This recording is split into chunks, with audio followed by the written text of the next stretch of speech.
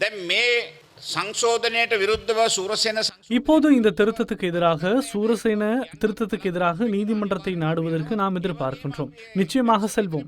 இந்த மனுவை நாம் சமர்ப்பிக்கும் போது இதன் மூலம் நேரடியாக பயனடைவோர் இருக்கின்றார்கள் என்று கூறுகின்றோம். பிரதம நீதியரசர் உள்ளிட்ட 3 நீதியரசர்களுக்கு நான் அறிந்த வகையில் இந்த திருத்தத்தின் மூலம் மேலும் 2 வருட பதவிக்காலம் நீடிக்கப்படுகிறது. எனவே அவர்களுக்கு நேரடி பலன்கள் கிடைப்பதால் அவர்களுக்கு நாம் எதிர்ப்பு தெரிவிக்கின்றோம் என்று கூறுகின்றோம். அந்த கௌரவ நீதியரசர்களால் இந்த வழக்கை விசாரிக்க முடியாது. பிரதம நீதியரசரால் இந்த வழக்கை விசாரிக்க முடியாது. இன்னும் 2-3 சிரேஷ்ட நீதியரசர்கள் இருக்கிறார்கள். அவர்களாலும் இந்த வழக்கை விசாரிக்க முடியாது. அவ்வாறாயின் என்ன நடக்கும்? இவர்களால் வழக்கை விசாரிக்க முடியாவிட்டால் அங்கு அதற்கு அடுத்து இருக்கும் மிக சிரேஷ்ட நீதியரசரே இதில் தீர்மானம் எடுக்க வேண்டும். தற்போது உயர் நீதிமன்றத்தில் முன்னாள் பிரதம நீதியரசர் மூர்து பெர்னாண்டோ தலைமையிலான நீதியரசர்கள் குழாமில் நீதியரசர் புவனேக அலுவிஹாரே தீர்ப்பு ஒன்றை வழங்கியுள்ளார். நீதியரசர்களின் ஓய்வு பெறும் வயதை நீடிப்பதற்கு செல்வதாயின் அது தெளிவாக மக்களின் கருத்தை கேட்டறிய வேண்டும் என அவர் தீர்ப்பளித்துள்ளார். அது உயர்நீதிமன்றத்தின் 3 நீதியரசர்கள் அடங்கிய குழாமின் தீர்ப்பாகும். அந்த தீர்ப்பு இருக்கும் போது இவர்களால் இதனை விசாரிக்க முடியாது. அவ்வாறு செய்வதாயின் 5 அடங்கிய நீதியரசர்கள் குழாம் ஒன்றையே நியமிக்க நேரிடும். அவ்வாறாயின் இதில் பிரதம நீதியரசர் இல்லாத, இதன் மூலம் பலனடையாத 5 நீதியரசர்கள் அடங்கிய குழாமை நியமித்தே இந்த வழக்கை விசாரிக்க வேண்டிய நிலைமை ஏற்படும். அதனாலேயே நாம் கூறுகின்றோம், மக்களின் நீதித்துறையோடு விளையாட வேண்டாம்.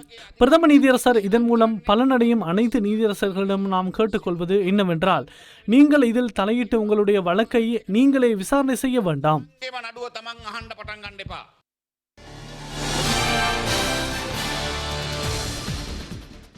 நீதிபதிகளை இலக்கு வைத்து சில குழுக்கள் வெளியிடும் அறிக்கைகள் நீதித்துறையின் சுதந்திரத்தை பாதிக்கின்றன என சட்டத்திரணி ஜகத் அபேநாயக்க தெரிவிக்கின்றார். මිනිස්රුවරුන්ගේ දුර කාලය දීර්ඝ කිරීම සම්බන්ධයෙන් ගෙනල්ලා දෙන යෝජනා சம்பந்தேன் நீதிபதிகளின் பதவிக்கால நீடிப்பு தொடர்பில் கொண்டுவரப்பட்ட முன்மொழிவு தொடர்பில் பல்வேறு தரப்பினர் வெவ்வேறு வழிகளில் தமது கருத்துக்களை முன்வைப்பதை காணக்கூடியதாக இருக்கின்றது. அதில் தவறொன்றும் இல்லை. ஆனால் அவர்களில் சில தரப்பினரை நாம் காண்கின்றோம்.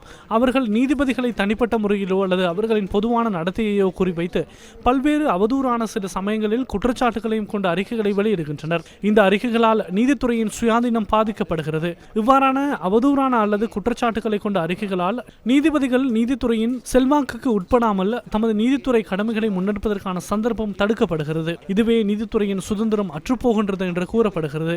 எனவே இந்த விடயம் தொடர்பில் நடவடிக்கைகளை முன்னெடுக்க வேண்டியுள்ளன. நடவடிக்கைகள் எடுப்பதும் அவசியமாகும். எனினும் துரதிருஷ்டவசமாக தற்போது பணியில் இருக்கும் நீதிபதிகளுக்கு இது தொடர்பில் நடவடிக்கை எடுக்க போதுமான வாய்ப்பு இல்லை. வழக்கமாக இவ்வாறான சந்தர்ப்பங்களில் இலங்கை சட்டத்தரணிகள் சங்கம் தலையிடுகிறது. இலங்கை சட்டத்தரணிகள் சங்கம் குறிப்பாக நீதித்துறையின் சுயாதீனத்துக்கு அச்சுறுத்தல் ஏற்படும் சந்தர்ப்பங்களில் நீதிபதிகளின் உரிமைகளுக்காக குரல் கொடுக்கிறது. அதற்கமைய இந்த சந்தர்ப்பத்திலும் இலங்கை சட்டத்தரணிகள் சங்கம் அவ்வாறே செயற்படும் என நாம் எதிர்பார்க்கின்றோம். இது தொடர்பில் சட்டத்தரணிகள் சங்கத்திடம் நான் ஒரு கோரிக்கையை விடுத்துள்ளேன். எதிர்வரும் செயற்குழு கூட்டத்தில் இது தொடர்பில் கலந்துரையாடி சில நடவடிக்கைகள் எடுக்குமாறு கேட்டுக்கொள்கின்றேன். එළඹෙන විධායක කමිටු රැස්වීමකදී මේ ගැන සාකච්ඡා කළා කිසියම් ක්‍රියාමාර්ගයක් ගන්න කියලා